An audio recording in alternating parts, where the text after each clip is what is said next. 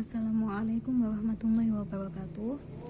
Di pagi yang cerah ini, semoga salawat serta salam tetap tercurahkan kepada junjungan kita Nabi besar Muhammad SAW.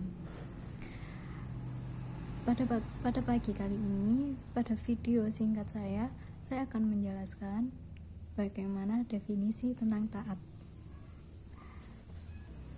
Pasti kalian bertanya-tanya pada diri kalian, taat itu apa sih? Kepada siapa saja kita harus taat? Dalil dan hadisnya apa? Serta bagaimana tindakan atau sikap yang mencerminkan diri seseorang yang termasuk dalam kategori taat. Kita sebagai seorang muslim yang beriman, pasti kita memiliki sifat taat. Sifat taat yang harus ditanamkan kepada diri kita mulai sejak dini. Taat menurut bahasa Arab merupakan kalimat masdar dari to'a yati'u ta'atan dengan arti kata tunduk atau patuh.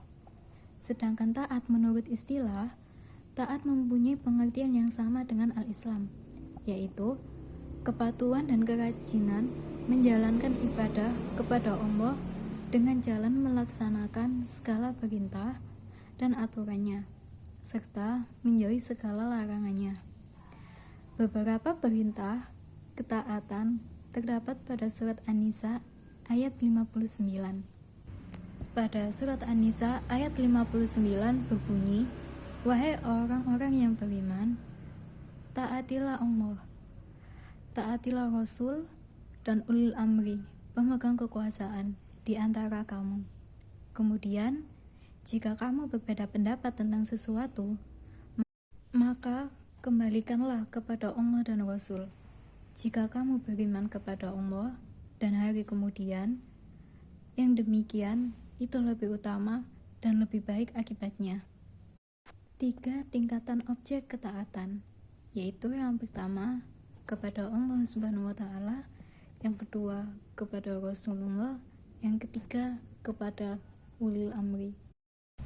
Dan hadis yang menjelaskan tentang taat dari Abdullah bin Umar radhiyallahu an, sesungguhnya Rasulullah SAW bersabda, mendengar dan taat itu wajib bagi seorang muslim, terlepas ia suka dan benci, selama ia tidak diperintah berbuat maksiat. Jika diperintah untuk maksiat, maka tidak ada kewajiban mendengar dan taat. Hadis riwayat Al-Bukhari. Kepada siapakah kita harus taat? Yang pertama, taat kepada Allah Subhanahu wa Ta'ala. Sebagai seorang muslim, taat kepada Allah adalah yang paling pertama dan utama. Ketaatan kepada Allah ini bersifat mutlak, tanpa ada keraguan dan tidak ada tawar-menawar dalam segala aspek kehidupan. Yang kedua, taat kepada Rasul. Taat kepada Rasul atau Nabi Muhammad SAW juga bersifat mutlak. Taat kepada Nabi Muhammad berarti kita juga taat kepada Allah, dan sebaliknya, jika kita tidak taat kepada Nabi Muhammad SAW, kita juga tidak taat kepada Allah.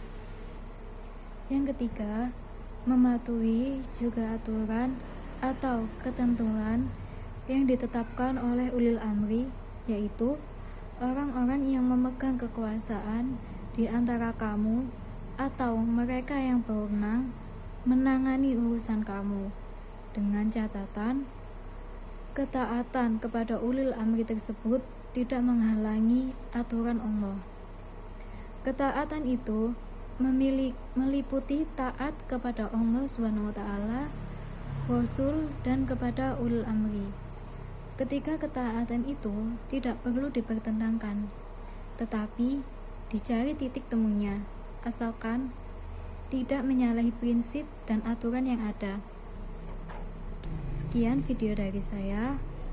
Bila ada kesalahan kata atau ucapan, mohon maaf sebesar-besarnya.